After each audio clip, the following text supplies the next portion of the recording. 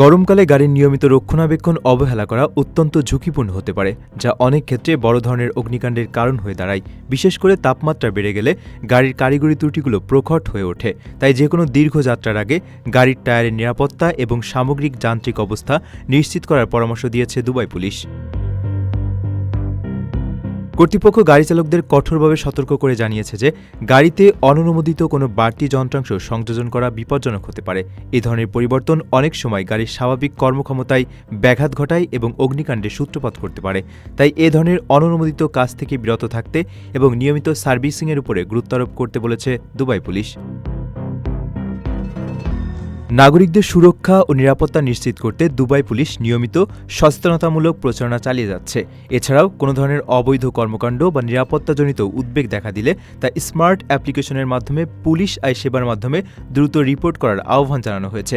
সবার সচেতনতাই পারে অনাকাঙ্ক্ষিত দুর্ঘটনা কমিয়ে নিরাপদ পথ নিশ্চিত করতে।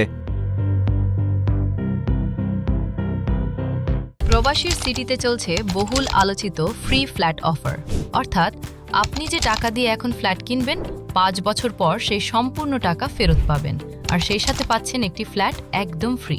অফারটি সীমিত সময়ের জন্য, তাই দ্রুত যোগাযোগ করুন স্ক্রিনে দেওয়া নাম্বারে।